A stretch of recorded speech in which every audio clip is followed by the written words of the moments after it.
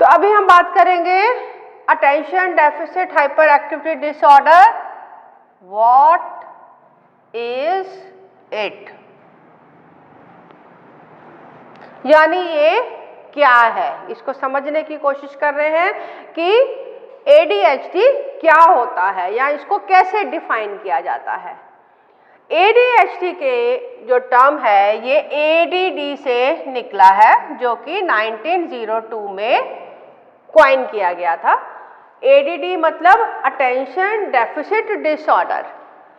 फिर 1980 में इसको ADHD कर दिया गया, यानी हाइपर एक्टिविटी इसमें जोड़ दिया गया, क्योंकि ये भी एक बहुत प्रोनाउंस्ड सिम्टम देखा गया कि ADD में हाइपर एक्टिविटी इन्वॉल्व है।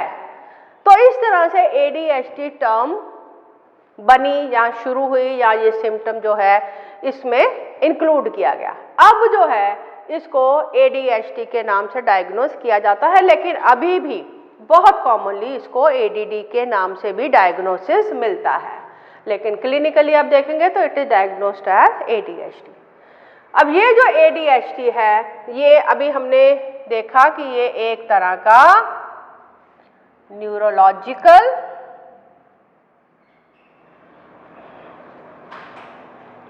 एंड साइकोलॉजिकल डिसऑर्डर है। यानी अगर पूछा जाए कि कोई दो चीजें बताओ जो इस डिसऑर्डर को डिफाइन करेंगी, तो हम कहेंगे कि ये ब्रेन से संबंधित है, ब्रेन के पार्ट से, फंक्शनिंग से, हाउ ब्रेन वर्क्स उससे संबंधित है, और ये हमारे साइकोलॉजिकल या माइंड मेकअप को इम्पैक्ट करता है। हम कैसे सोचते हैं, जैसा सोचते हैं उसके अनुसार हमारी इमोशंस डेवलप होती हैं, उसके अनुसार हमारा बिहेवियर बनता है। तो इस तरह से अगर सिर्फ दो कहा जाए तो most important is neurological and psychological disorder. लेकिन जैसे मैंने बात करी कि ये हमारे आमतौर पर डिसऑर्डर्स हमारे लाइफ के कई सेगमेंट्स में अपना इम्पैक्ट देते हैं। और ADHD जो है ये सिंस चाइल्डहुड प्रेजेंट है। हालांकि कई बार हम देखते हैं कि ये अडल्ट एज में जाके डायग्नोज होता है, और कई बार ऐसा भी देखा जाता है कि बच्चे में जब डायग्नोसिस किया जाता है तब पेरेंट्स में डायग्नोज होता है कि उनमें भी ADHD था या है, क्योंकि ये जो ADHD है ये चाइल्डहुड से एडल्ट तक रहता है, अपने आप से जाने वाली चीज नहीं है। हालांकि इसके सिम्टम थोड़े छुप जाते हैं, इंडिविजुअल्स उसको मास्क कर लेते हैं, कुछ ऐसे तरीके निकाल लेते हैं जिससे उनके सिम्टम्स उनको लाइफ में ज़्यादा डिस्टर्ब ना करें।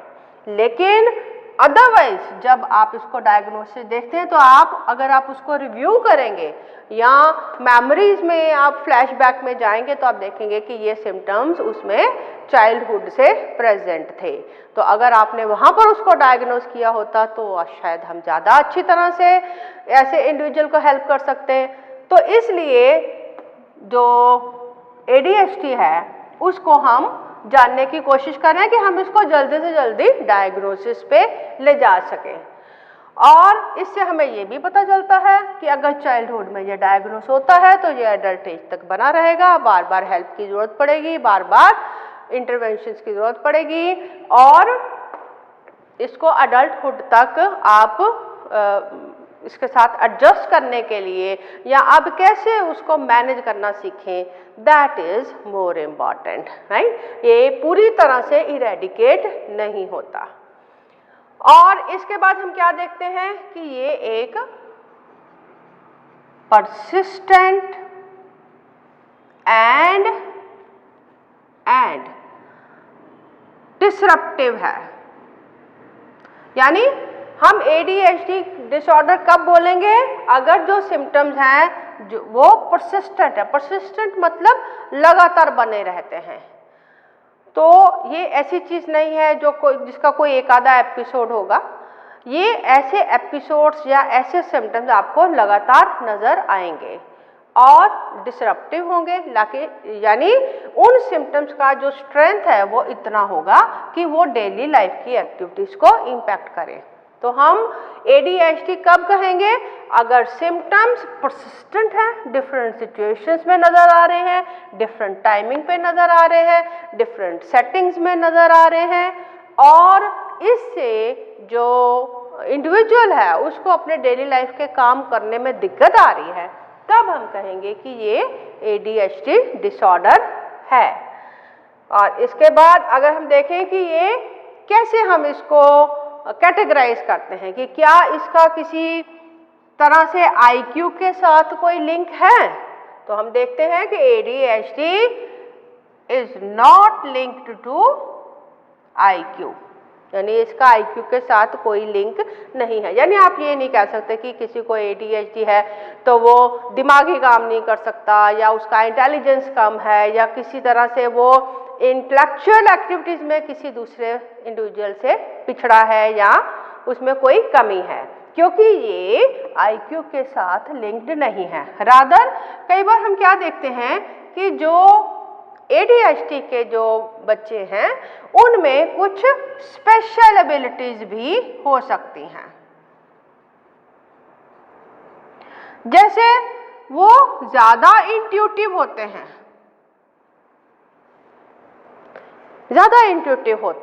वो ज़्यादा अच्छी तरह से फ्यूचर को फोरसी कर पाते हैं, या उनका इंट्यूशन ज़्यादा बढ़िया होता है। और कई बार हम क्या देखते हैं कि ये जो ADHD के जो लोग हैं वो अगर कोई सडन कोई ऐसा कोई कंडीशन हो गया जिसमें इमीडिएटली डिसीजन लेने की ज़रूरत है, या कई बार कोई हो गया जिसमें कोई क्राइसिस हो गया, तो इस क्राइसिस को मैनेजमेंट करने के लिए एबिलिटीज जो हैं इनमें ज़्यादा होती हैं, यानी ये ज़्यादा बेहतर तरह से क्राइसिस में मैनेजमेंट कर सकते हैं। और इन बच्चों में कई बार हम देखते हैं कि ये बहुत क्रिएटिव भी होते हैं, यानी इनकी कुछ खास क्वालिटीज़ भी आपको नज़र में आ सकती हैं। IQ से कोई लिंक नहीं है, इनमें स्पेशल एबिलिटीज़ हो सकती हैं, मैनेजमेंट जब क्राइसिस है उस समय मैनेजमेंट एबिलिटीज इनकी बहुत अच्छी हो सकती हैं, और काफ़ी हद तक ये क्रिएटिव भी होते हैं। और अगर हम इसका जेंडर के साथ देखें, यानी क्या ये लड़कों में ज़्यादा होता है या लड़कियों में ज़्यादा होता है, तो हम क्या देखते हैं कि ADHD मेल्स में ज़्यादा है, यानी मेल इनटू फीमेल की जो रेशो है वो लगभग 3:1 है, 3 लड़के तो 1 लड़की। अब इसके भी कई कारण हो सकते हैं, ज़रूरी नहीं है कि हम कहें कि लड़कियों में होता नहीं है, क्योंकि जब हमने टाइप्स की बात करी तब हमने देखा कि ADHD की कई टाइप्स हैं। तो लड़कियों में जो टाइप्स है that is usually inattentive type, और कई बार ऐसा भी होता है कि कुछ सोशल स्ट्रक्चर ऐसा हो सकता है लड़कियों का डायग्नोसिस नहीं हो पाता, ये भी कारण हो सकता है। लेकिन जैसे जैसे बच्चे बड़े होते हैं तो हम देखते हैं कि ये रेशो काफ़ी तक न्यूट्रलाइज हो जाता है।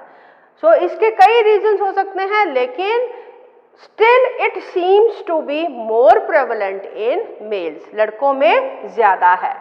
और अगर हम एज की बात करें, किस एज में ज़्यादा है, तो आमतौर से 6 से 7 साल या आप कह सकते हैं 10 साल तक जो एज है इसमें इसके सिम्टम्स सबसे ज़्यादा नज़र में आते हैं।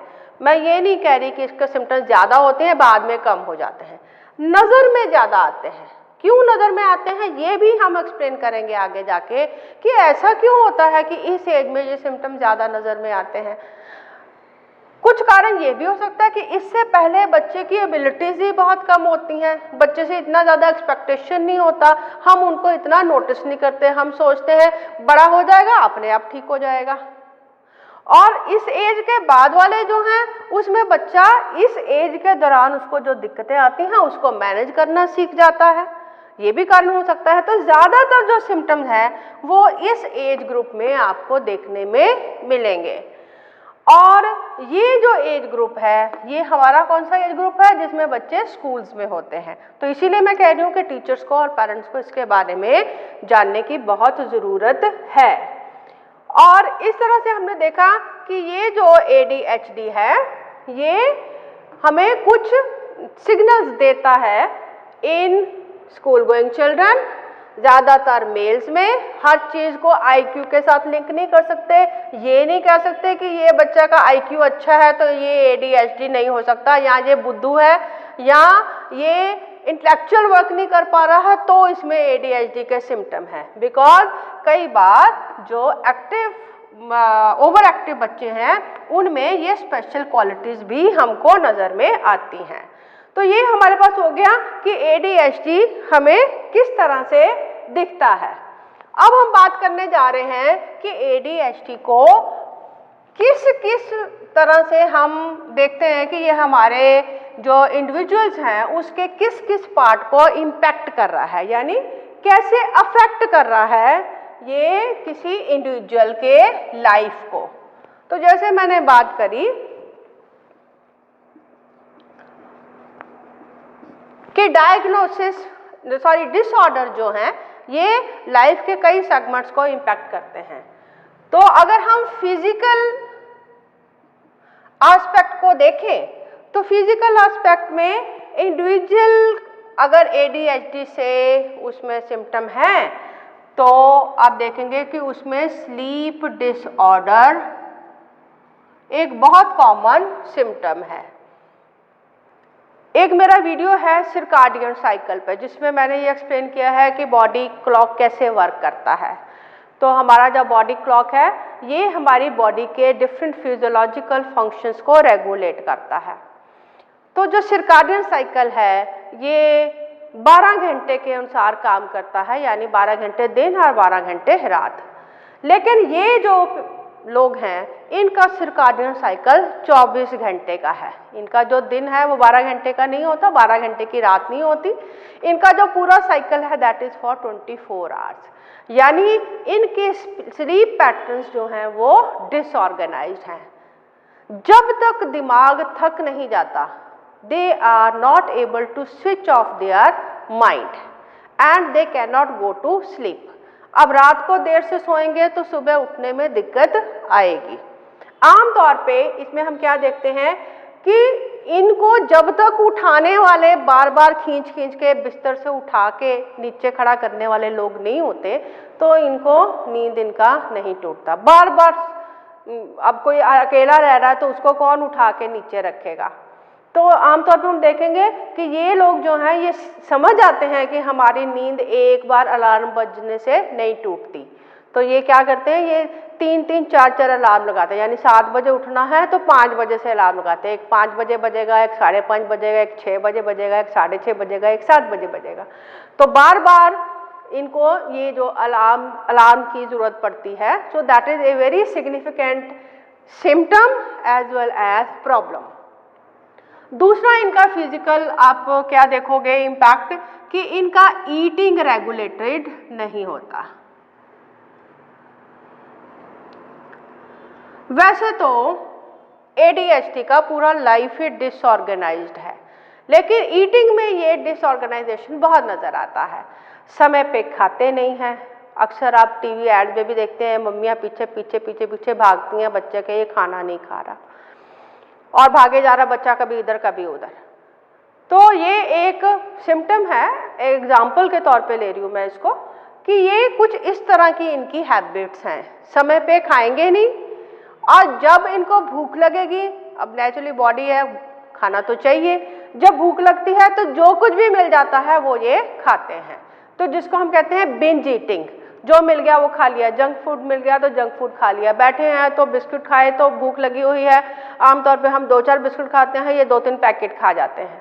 तो इसलिए इनका ईटिंग डिसरेगुलेटेड रहता है, डिसऑर्डर्स हो जाते हैं, अच्छा पोषण आपकी बॉडी को नहीं मिल पाता और कई बार ये ओबेसिटी की तरफ भी चला जाता है। आप कुछ भी जंक फूड खा रहे हैं तो ओबेसिटी भी हो सकती है।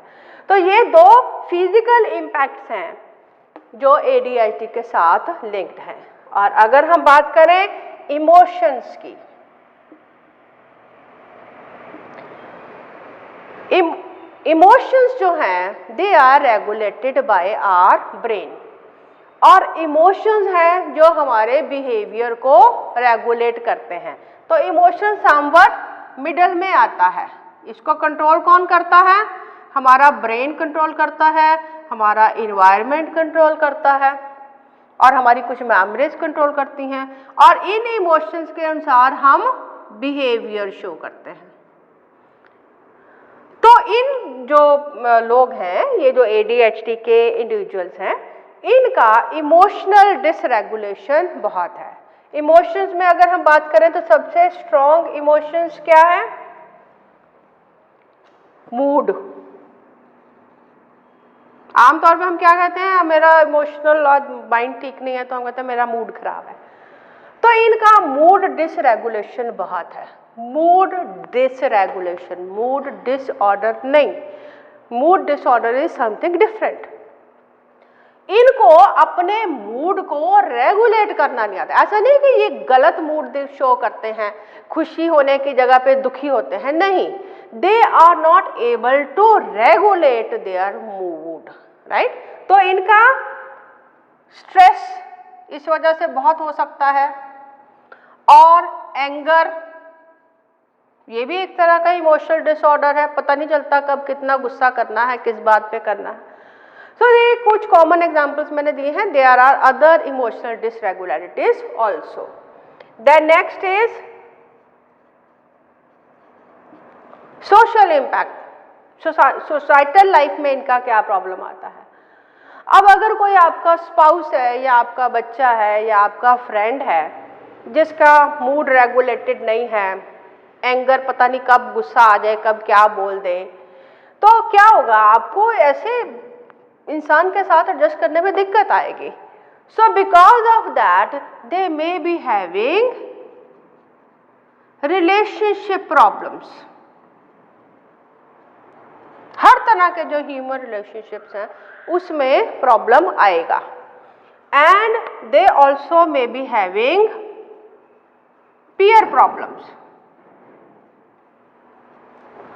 फ्रेंड्स बनाने में, फ्रेंडशिप मेंटेन करने में इनको प्रॉब्लम हो सकता है, क्योंकि इनकी जो एडजस्टमेंट है पीयर्स के साथ ड्यू टू इमोशनल डिस्टर्बेंस नहीं हो पाती। So that because of that इनका सोशल रिलेशनशिप जो है वो बिगड़ सकता है। Then next is cognitive. Cognitive मतलब सोचना, समझना, दिमाग के सब कार्य। और अभी मैंने क्या बात करी थी कि जो हमारा जो कॉग्निशन है, it affects our emotions and it also affects our behaviour.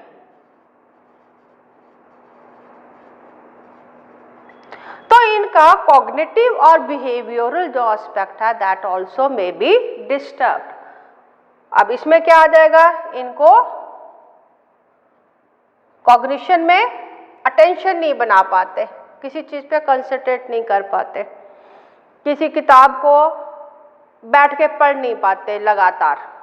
Attention इनका आज एक चीज़ पे, थोड़ी देर में दूसरे पे, फिर तीसरे पे, जैसे चिड़ियाँ एक डाल से दूसरी डाल पे फुदकती रहती हैं, ऐसे इनका अटेंशन एक से दूसरी चीज़ पे बहुत जल्दी शिफ्ट होता रहता है। तो ऐसे में क्या होगा? ये कोई भी दिमागी काम को कंसंट्रेशन के साथ नहीं कर पाते, right. Then next is that they will lack self control.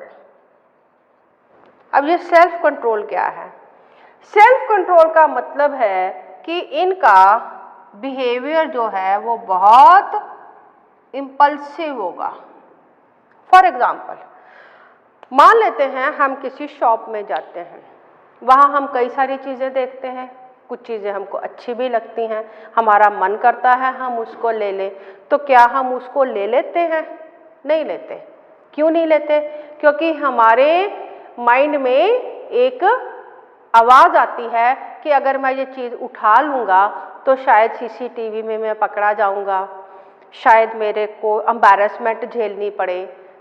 तो इसलिए हम बहुत सारे ऐसे काम नहीं करते जो करने का हमारा मन करता है। किसी एक पल में हमारे मन में विचार आ सकता है कि हम ये कर लें, जैसे मान लीजिए आप किसी केक शॉप में गए हैं, वहाँ पे आप देखते हैं कि केक के ऊपर बड़ी सुंदर सी चेरी लगी हुई है। अगर आपको चेरीज पसंद है तो मन करता है चेरी उठा के मुंह में डाल लो, तो क्या डाल लेते हो? नहीं डालते। हम अपने मन को रोकते हैं क्योंकि हमको पता होता है कि ये जो चेरी है इसकी कॉस्ट चेरी की नहीं है, इसकी कॉस्ट क्या है? पूरे केक की कॉस्ट हमको पड़ जाएगी अगर हमने ये चेरी उठा के खा ली। यानी हम किसी तरह से अपने आप को इनहिबिट करते हैं, हम अपने आप को रोकते हैं। उस इनहिबिशन से हमारा सेल्फ कंट्रोल डेवलप होता है। हम बहुत सारे काम इसलिए नहीं करते क्योंकि हमको मालूम है कि उस काम को करने का इम्पैक्ट क्या होगा। हम फोर्स ही करते हैं कि हम चले जाते जाते किसी को पैर अड़ा देंगे उसके रास्ते में, तो वो गिर जाएगा, उसको चोट लग जाएगी। हम उसका ऐसा नुकसान नहीं चाहते लेकिन वैसा नुकसान उसका हो सकता है, तो हम अपनी इस इंटेंशन को रोकते हैं। ये हमारा सेल्फ कंट्रोल है। इनमें वो सेल्फ कंट्रोल नहीं है। So this is inability to maintain self control. अब अगर हम दोनों एग्जाम्पल में देखें, अगर हम सेल्फ कंट्रोल निकाल दें तो क्या होगा? मॉल में जाएंगे, देखेंगे कोई चीज़ अच्छी लगी है, उसको उठा के जेब में डाल लेंगे और ब्लेम क्या आएगा हमारे पास कि हमने शॉपलिफ्टिंग करी, हमने चोरी करी। जाते जाते हम केक शॉप में गए, वहाँ चेरी उठा के मुंह में डाल ली, तो इसका इम्पैक्ट क्या आएगा? आपको पूरे केक की कीमत देनी पड़ेगी। जाते जाते किसी के सिर पे मार दिया, किसी को टांग अड़ा दी, किसी की टोपी उछाल दी। तो these things they are originating out of impulsiveness। Impulsiveness को इंटेंडेड बिहेवियर से बड़ी आसानी से डिस्टिंग्विश कर सकते हैं। इंटेंशन होती है कि आप सोच के गए हैं कि आप मॉल में जाएंगे, वहाँ वो चीज़ पड़ी है, आप उसके पास खड़े होकर चुरा लेंगे। आप सोच के गए हैं कि आज मैं परेड के बाद जब डिस्पर्सल होगा तो मैं अपने पीछे वाले के रास्ते में टांग अड़ा दूंगा, ये गिर जाएगा, इसको चोट लगनी चाहिए। That is intended behaviour. Impulsive is आप उस मोमेंट में जी रहे हैं, उस मोमेंट में जो विचार आया वो कर दिया। अब ऐसा इम्पल्सिव बिहेवियर अगर एडल्ट्स में होगा तो क्या होगा? कोई भी चीज़ आई उसको खरीद ली, मन किया कार बेच दी। किसी ने कहा, एक एडवर्टाइजमेंट में भी है, निकलते हैं अंडे लेने के लिए, ले आते हैं कार। हाँ, तो ये क्या है? ये इम्पल्सिवनेस है। कोई भी समझदार इंसान ऐसा नहीं करेगा। वो सोचा कार लेनी है, सोचेगा, चार जगह पे चार तरह की वैरायटी को असेस करेगा, फिर वो लेगा। लेकिन due to impulsiveness it may be manifested like that. अब ये जो इम्पल्सिवनेस है उसके कारण ये लोगों को सोशल प्रॉब्लम्स भी आती हैं, क्योंकि ये लोग बड़ी जल्दी डेट्स में जाते हैं, ओवर स्पेंड कर जाते हैं, पता नहीं चलता कितना पैसा खर्च करना है। फैमिली के जो काम है वो इतने इम्पल्सिवनेस बंदे के साथ या पर्सन के साथ रिलेशनशिप प्रॉब्लम्स आपको देगा। तो ये हो गई हमारी सेल्फ कंट्रोल या इम्पल्सिवनेस की बात। और दूसरा क्या है कि इनमें टॉलरेंस बहुत कम है। अब टॉलरेंस जो है ये क्या है कि आप दूसरे को बर्दाश्त करना सीखते हैं। आपको जरूरी नहीं है कि जो आप कह रहे हैं वही सही हो, दूसरा जो कह रहा है वो भी सही हो सकता है। लेकिन इनमें क्योंकि सेल्फ कंट्रोल नहीं होता, ये किसी भी इंसान को बहुत जल्दी स्नब कर देते हैं। अपनी चांस लेने में इनको दिक्कत होती है। कोई बोल रहा है उसकी बात को काट के अपनी बात बोल लेंगे। कोई भी चीज़ है, सवाल को पूरा होने से पहले जवाब देने की कोशिश करेंगे। तो इनका टॉलरेंस लेवल इज लेस। तो ये दोनों ही चीज़ें हैं, ये लैक ऑफ सेल्फ कंट्रोल से ओरिजिनेट होती हैं, लैक ऑफ इनहिबिशन से ओरिजिनेट होती हैं। Next is hyper activity.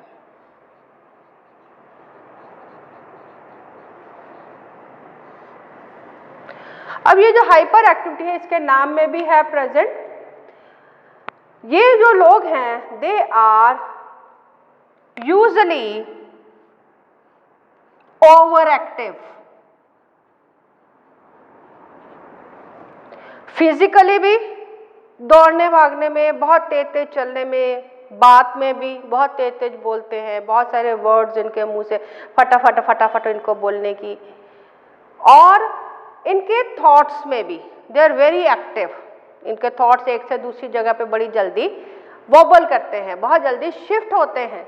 So hyper activity तीनों लेवल पे है, फिजिकल, देखने में भी आपको नजर आएगा, आवाज में, बातचीत में भी नजर आएगा, और इनके थॉट्स में भी they are over active. And other is that they are poor in planning, किसी चीज को प्लान नहीं कर सकते। हम लोग दिन में कई तरह के काम करते हैं, हम उनको प्लान करके चलते कि मैं यहाँ से जाऊँगा, बच्चे को स्कूल में छोड़ूंगा, उसके बाद मैं ऑफिस जाऊँगा, ऑफिस में जाने के बाद ड्यूरिंग द मिड ब्रेक मैं ये काम करूँगा। इस तरह से हम अपनी लाइफ में कोई ना कोई प्लान बनाते हैं। The people are not able to plan, इनके जो प्लान्स हैं बहुत शॉर्ट टर्म होते हैं, ज़्यादा लंबा सोच नहीं पाते। प्लानिंग का बहुत मेजर एग्जाम्पल मैं आपको दे रही हूँ। हम अपनी लाइफ को प्लान करते हैं कि मैं ये सब्जेक्ट पढ़ूंगा, ये डिग्री लूँगा, ये डिग्री के बाद मैं इस पोजीशन पे पहुँचना चाहता हूँ। तो कितनी लंबी प्लानिंग होती है हमारी, कम से कम 15-20 साल की हम प्लानिंग लेके चलते हैं, जो हमको मोटिवेटेड रखती है। शुरू से अगर हम डॉक्टर बनना चाहते हैं तो from 5th-6th onwards we start taking interest in science subjects, biology, क्योंकि हमको पता है कि हमको आगे जाके वो काम आएगी। ये लोग लंबी प्लानिंग तो कर ही नहीं पाते, लॉन्ग टर्म प्लानिंग नहीं कर पाते, short term planning, immediate goals, उसके ऊपर कंसंट्रेट करते हैं। तो आमतौर पे जब लॉन्ग टर्म प्लानिंग की बात आएगी तो they will be failing. As it is they are dependent upon external sources for planning, कोई और प्लानिंग करके दे दे उसमें ये काम कर पाते हैं। खुद अपने लिए अगर ये इनको रोड मैप्स बनाने हो या अपना कोई आपने हायरार्की के चार्ट्स बनाने हो कि मैं ये करूँगा, इससे ये होगा, इससे ये होगा, this type of planning they may not be able to do because they can not prioritise. Priorities क्या होती हैं? जीवन में बहुत सारे मौके आते हैं जब आपको दो में से किसी एक को चुनना पड़ता है कि क्या पहले किया जाए, क्या बाद में। Because they are not able to prioritize, they may be having many problems in daily life. Bell बजी, इधर दूध रखा हुआ है पतीले में उबलने के लिए, उधर बच्चा रो रहा है। कई बार होता है तीनों काम इकट्ठे हो जाते हैं, तो क्या करेंगे? पहले बच्चे को चुप कराएंगे, उधर दूध उबल जाएगा, बाहर जो खड़ा है वो बेल बजा के चला जाएगा। तो हम क्या करते हैं? सबसे पहले दूध बंद करते हैं, बच्चे को गोद में लेते हैं और दरवाज़ा खोलने जाते हैं। तो ये हमारी प्रायोरिटीज़ है। This is how we prioritise, क्योंकि किसी चीज़ को इमीडिएट अटेंशन की ज़रूरत है, किसी को थोड़ा डिले किया जा सकता है। So they are not having this sense of prioritising. So अब इनकी वजह से भी आप देखेंगे कि ये जो सारे जो हैं ये अल्टीमेटली सिम्टम्स में कन्वर्ट हो रहे हैं, और इन सिम्टम्स से हमको ये समझ में आ रहा है कि इनको लाइफ में कहाँ कहाँ पर प्रॉब्लम आएगी। जब ये हाइपर एक्टिविटी जो है, बच्चे बड़े हो जाते हैं, आम तो छोटा बच्चा होगा वो भागेगा कमरे में इधर उधर, बड़ा हो जाता है तो ऐसे नहीं भागता। आपने बड़े लोगों को ऐसे कमरे में भागते दौड़ते नहीं देखा होगा। लेकिन हाइपर एक्टिविटी इट परसिस्ट। बाद में ये हाइपर एक्टिविटी किस में कन्वर्ट हो जाती है? फिजिटिंग में।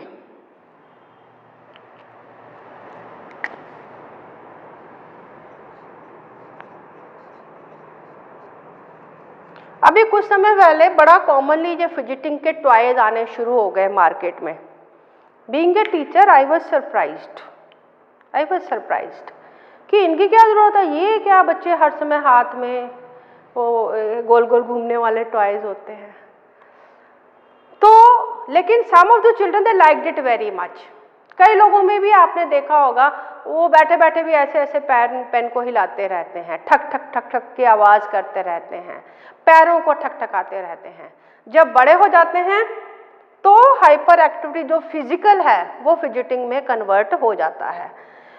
आमतौर पे ये बच्चे चेयर में स्टिल नहीं बैठ पाते, बार बार खड़े हो जाते हैं, सीट में खड़े हो जाते हैं, भागने लग जाते हैं, चलने फिरने लग जाते हैं। बाद में बड़े हो जाते हैं, जब आप ऑफिस वर्क में आ जाते हो, जॉब में, तो आप बार बार चेयर छोड़ के खड़े नहीं हो सकते। तब आप देखेंगे they will be clutching their chair, to stop their impulse to stand up.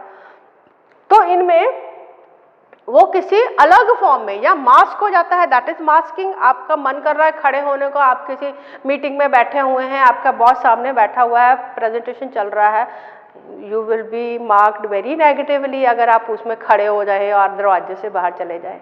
लेकिन you will see that to mask that they will be clenching their chair, तो वो पकड़ के बैठते हैं ताकि उनको याद रहे कि उन्होंने बैठे रहना है।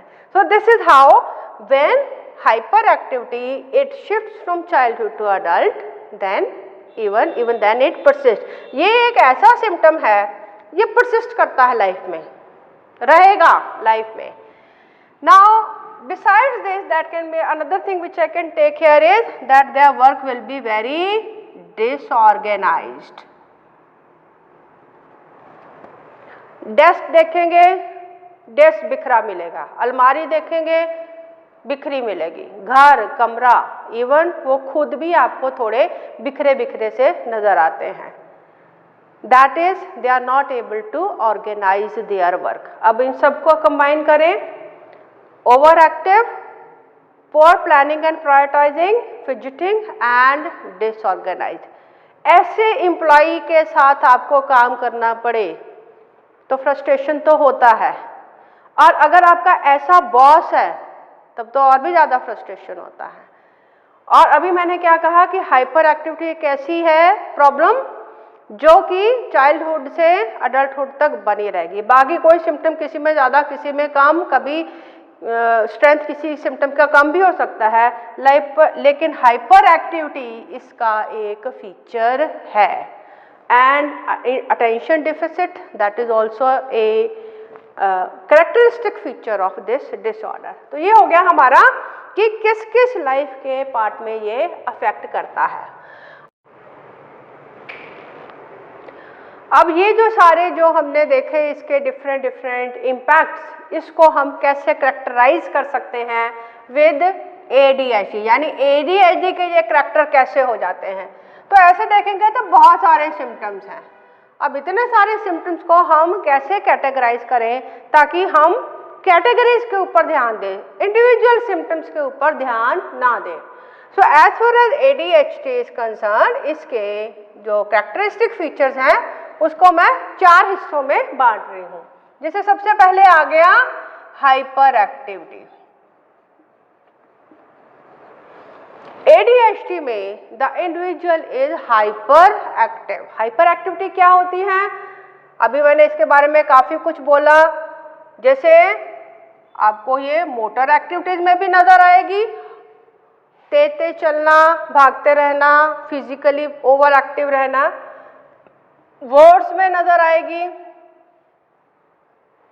बहुत तेज तेज बोलना या बहुत तेज तेज लिखना, and it may be in thoughts also। कई सारे विचार एकदम से इनके माइंड में आते हैं। So they may be hyperactive at all the 3 levels. Motor activities में भी, वर्ड्स यानी कि वर्बल में भी, और थॉट्स यानी कॉग्निशन में भी। दूसरा इसका कैरेक्टरिस्टिक फीचर है that they will be restless.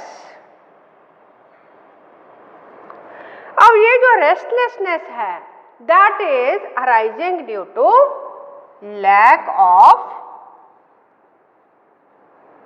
Inhibition. For example, आपने किसी भी एग्जामिनेशन में 3 आवर्स का टाइम दिया, लेकिन due to restlessness they will be doing it very fast. जल्दी जल्दी काम करेंगे और समय खत्म होने से पहले ही कहेंगे हमने कर लिया। और इस रेस्टलेसनेस में दे will be making many mistakes, and this also will be manifested in words, actions and behaviour. यानी रेस्टलेस होंगे वर्ड्स में भी, जल्दी जल्दी बोलना, जल्दी जल्दी काम को करने की कोशिश करना, समय से पहले ख़त्म कर लेना, प्लानिंग से नहीं चलना, and they will be doing their work in a hurry. Then next is impulsivity. They are having a very impulsive behavior, living in the moment. Impulsivity को हम define कर सकते हैं living in a moment, जो उस समय पे मन में आ गया, जो उस पल में जो विचार आ गया उसके अनुसार एक्ट करना. So that is called as impulsivity, and they are not able to, you can say that it is arising due to inability to self calm. अपने आप को शांत नहीं कर पाते, रोक नहीं पाते, समझा नहीं पाते, मना नहीं पाते, that if they do that work in that particular moment, then what will be the impact, उसका क्या असर होगा. And because of this their behavior is very impulsive. और ये जो impulsivity है ये कई तरह से impact करेगी. कॉग्निटिव लेवल पे,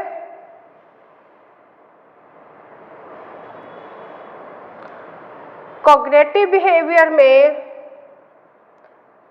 it will be showing as quick decisions.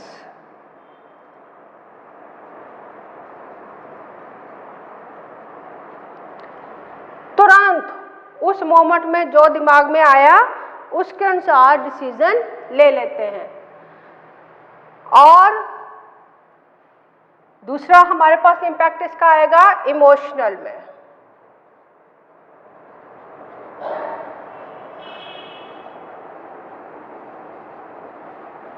Emotions will not be regulated.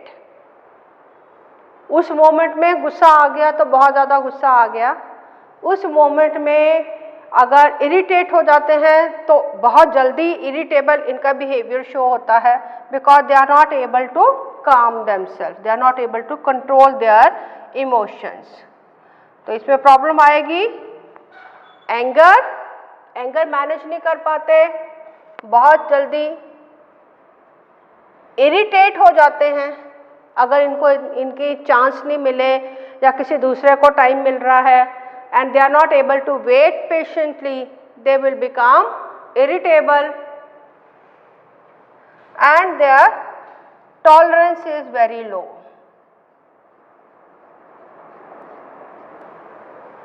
The tolerance level is very low.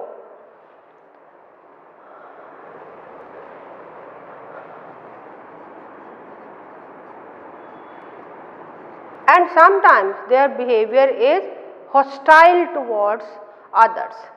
दूसरे को नुकसान भी पहुंचा देते हैं, because they are not able to foresee कि जो वो कर रहे हैं उसका इम्पैक्ट क्या होगा, उसका आगे लाइफ में क्या हो सकता है. अपनी जो इनर वॉइस है उसको सुन नहीं पाते, प्लान नहीं कर पाते, प्रायोरिटाइज नहीं कर पाते, ये नहीं समझ पाते कि जो एक्शन वो कर रहे हैं इसका आगे लाइफ में क्या होगा. And last is distractibility. बहुत जल्दी डिस्ट्रैक्ट हो जाते हैं दूसरी आवाज़ों से, दूसरी लाइट से. so their mind it goes from one place to other, and that is linked to basically because of weak working memory. Working memory क्या होती है? हम जो भी कुछ सीखते हैं उसको अलग अलग तरह से माइंड में, ब्रेन में स्टोर कर पाते हैं. एक है लॉन्ग टर्म मेमोरी, एक है शॉर्ट टर्म मेमोरी. जब हम किसी काम को करते हैं तब हम अपने जो प्रीवियसली लर्नड चीज़ें होती हैं, यानी जो लॉन्ग टर्म हमारी मेमोरी होती है, उसमें से उस हाल में जो हम काम कर रहे हैं उसको करने के लिए जो जानकारी है वो एक्सट्रैक्ट करते हैं, so that we are able to work on that particular thing at which we are working in the moment. Similarly, इन सभी में आप देखें कि there is some function of brain which is acting. जैसे रेस्टलेसनेस में inhibition का function जो है वो एक्ट कर रहा है. इम्पल्सिविटी में ब्रेन का फंक्शन क्या है कि it can not calm your body. Hyper activity basically it is linked to your neurotransmitter as it is ADHD is linked to faulty action of or faulty working of neurotransmitters, and those neurotransmitters they are acting on brain because of which these symptoms or these characteristics appear. These are the characteristic features. ये बिल्कुल खास विशेष characteristics है. From childhood to adulthood इनकी शक्ल थोड़ी बहुत बदलती है, थोड़ा बहुत इनको मैनेज करने के तरीके बदल जाते हैं, थोड़ा बहुत इन्वायरमेंट से सपोर्ट मिल जाता है, आसपास के लोगों से सपोर्ट मिल जाता है, तो कोई सिम्टम मास्क हो जाता है, कोई प्रोनाउंस हो जाता है. लेकिन ये सारे कैरेक्टरिस्टिक्स ADHD के साथ लिंक्ड हैं, लॉन्गर टाइम ड्यूरेशन के साथ बने रहेंगे. So this is how we can characterise it.